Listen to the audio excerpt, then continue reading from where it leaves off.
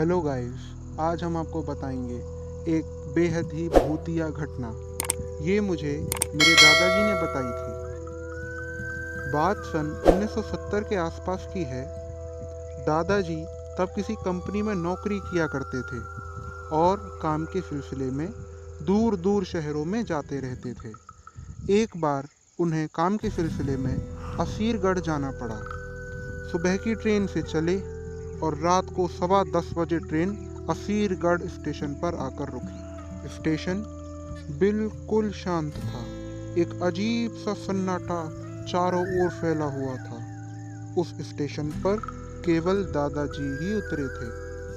Train का horn बजा और ट्रेन भी स्टेशन से चल दी। एक बार फिर से स्टेशन पर सन्नाटा पसर चुका था। उस समय बिजली की व्यवस्था अच्छी न होने के कारण अंधेरा भी छाया था स्टेशन पर। कहीं कहीं लालटेन की रोशनी हिम्मत दे रही थी उस अंधेरे भयानक सन्नाटे को। रात वेटिंग रूम में गुजारने से अच्छा कोई रुकने की जगह ढूंढकर रात बिताई जाए, ऐसा सोचकर दादाजी ने बैग में से मोमबत्ती निकालकर जलाई और स्टेशन से चल दिए।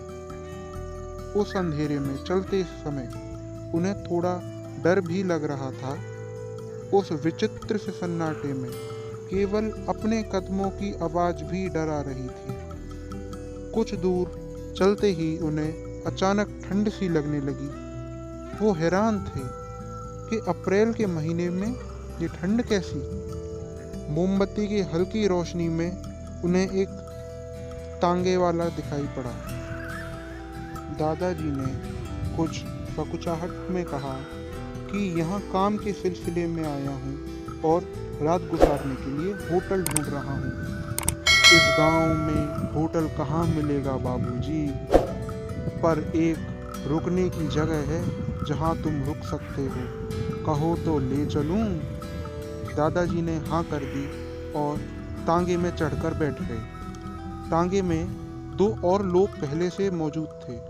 उनकी आंखें भी उसी तरह चमक रही थीं जैसे तांगे वाले की आंखें चमक रही थीं।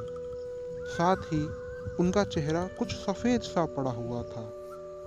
दादाजी को कुछ ठीक नहीं लग रहा था। उनके मन में एक अशांति सी और एक डर सा घर कर चुका था। वो बदबू भी लगातार आए जा रही थी। उस अशांति में एक एक पल बड़ी मुश्किल से कट रहा था दादाजी का। करीब आधे घंटे बाद तांगा रुका और तांगे वाले ने कहा, लो आ गए बाबूजी, उतर जाओ। दादाजी उतरे और उन्होंने चांद की रोशनी में देखा एक बड़ा सा मकान।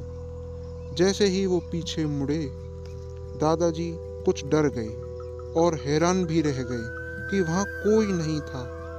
ना घोड़े के पैरों की आवाज हुई, पर तांगा गायब था।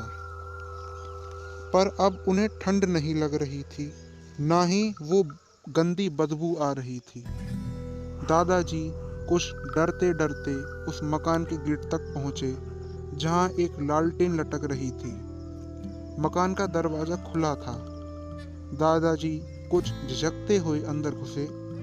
कोई है? कोई है? उन्होंने पूछा। अचानक ही एक आदमी अंधेरे में से निकला और बोला, आओ साहब, 10 रुपये किराया है एक रात का। दादाजी कुछ डरे से हो गए और बिना कुछ कहे 10 का नोट निकालकर उसे दे दिया। अब यहाँ कोई नहीं आता साहब, चाबी निकालते हुए उस आदमी ने कहा। ये मकान के कमरे बंद ही रहते हैं। ये चाबी कमरा नंबर 4 की है, वो आगे से बाईं ओर पड़ेगा। लालटेन और चाबी लेकर दादाजी चलते चलते कमरे तक पहुंच गए। अचानक से फिर उन्हें ठंड का एहसास हुआ। फिर वही बदबू आने लगी। दादाजी ने कुछ हैरानी में कमरा खोला और फिर जो देखा तो उनके पैरों तले जमीन खिसक गई। वो आदमी जो उन्हें तांगे में मिले थे, वो अंदर बैठे हुए कुछ बड़बड़ा रहे थे। डर के मारे दादाजी के हाथ से लालटेन गिरी और टूट गई। दादाजी चिल्लाते हुए उस मकान से बाहर आ गए। अब वो उस काली अंधेरी भयानक रात में अकेले चलते ही जा रहे थे। तभी उन्हें एक मंदिर दिखाई दिया। उन्होंने रात उस मंदिर में बिताने का फैसला किया। भला मंदिर से सुरक्षित ऐसी रात में कोई जगह हो सकती है? सुबह हुई तो वे काम पर निकले, पर बीती रात का डर उन्हें कहीं ना कहीं सताए जा रहा था। काम खत्म होते होते रात हो चुकी थी। उनकी वापसी की ट्रेन रात 3 बजे की थी। वो 10 बजे स्टेशन पर पहुंच गए थे। फिर से वही अजीब वातावरण, वही सन्नाटा, और जो कुछ पिछली रात हुआ वो उन्हें बहुत डरा रहा था। वो बस घर वापस लौटना चाहते थे। अचानक फिर बदबू आने लगी, फिर वही ठंड सी महसूस होने लगी। दादाजी ने मोमबत्ती जलाई और पास ही रख दी। वो ये समझ नहीं पा रहे थे कि आखिर अप्रैल के महीने में ये ठंड अचानक क्यों लगने लगती है, ये बदबू क्यों आने लगती है। तभी एक आवाज आई, पिछली रात अच्छे से सोए ना बाबूजी? दादाजी ने चौंक कर इधर उधर देखा और पूछा, कौन है, कौन है?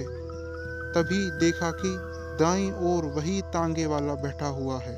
उसका चेहरा सफेद, आंखें चमक रही थीं, जो बहुत डरावनी भी लग रही थीं। दादाजी अब कुछ बहुत डर चुके थे। उन्होंने एक और मोमबत्ती जलाई और दाईं ओर ही रख दी। तांगे वाला अब कुछ गुस्से से उन्हें घूरे जा रहा था। उसकी एकटक आंखें ऐसी लग रही थीं मानो वो दादाजी को मारना चाहता है। तांगे वाला बहुत देर तक उन्हें घूरता रहा और फिर दादाजी को ट्रेन दिखाई दी। घड़ी भी 3 बजा रही थी। ट्रेन स्टेशन पर रुकी। दादाजी ने भगवान का नाम लेते हुए ट्रेन में अपना बैग रखा और चढ़ गए। पर अब स्टेशन पर वो तांगे वाला नहीं था। थके होने के कारण वे कुछ मिनटों में ही सो गए। सुबह उठने पर अखबार पढ़ा तो डर के मारे लगभग बेहोश ही हो गए। अखबार में लिखा था कि असीरगढ़ में एक तांगे वाला 2 आदमियों सहित नदी में गिर गया और उन सभी की डूबने से मौत हो गई। क्या आपको लगता है कि ये वही तांगे वाला था जो डूबकर मरा था? बताइएगा ज़रूर।